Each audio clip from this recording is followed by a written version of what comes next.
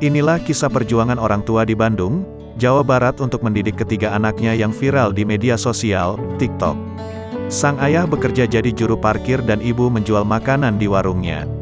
Meski demikian, kini ketiga anaknya berhasil membanggakan mereka. Potret kedua orang tua tersebut dibagikan di akun TikTok @reretresna. Resti Trenasari, anak kedua dari 3 bersaudara yang berprofesi sebagai influencer dan beauty advisor, membagikan cerita keluarganya. Baginya, sosok ayah dan ibu bagi Resti atau akrab dipanggil Rere ini sangatlah besar. Orang tuanya selalu memberikan motivasi dan semangat untuk bangkit. Aku bangga sama orang tua karena mereka benar-benar mendidik anaknya untuk jangan lemah dan terus berjuang, katanya kepada tribunnews.com, Senin, tanggal 27 Desember tahun 2021. Ia mengungkapkan keluarganya pernah terpuruk hingga akhirnya berhasil bangkit lagi. Namun, ia tak malu membagikan cerita keluarganya karena merasa sang ayah dan ibu hebat, bisa mendidik anak-anaknya hingga berhasil.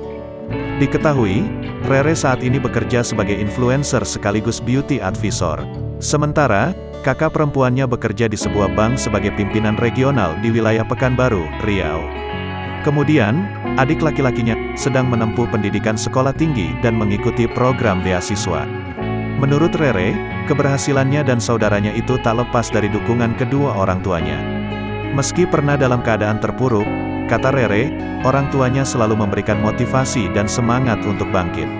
Kita sebisa mungkin berusaha dan bangkit, misalkan ada uang kita maksimalkan, ucapnya kepada tribunnews.com, Senin. Sehingga, ia merasa bangga dengan ayah dan ibu yang sudah mendidiknya. Meski keluarganya pernah diremehkan, namun mereka tetap mensyukuri segala sesuatunya. Hingga akhirnya, mereka membuktikan diri melalui pencapaian karir dan pendidikan. Bagi Rere, ayah dan ibunya merupakan sosok yang rendah hati. Sosok ayah dan ibu benar-benar humble, rendah hati, kata Rere. Perempuan yang berusia 28 tahun ini, berharap kedua orang tuanya selalu diberikan kesehatan dan tetap rendah hati.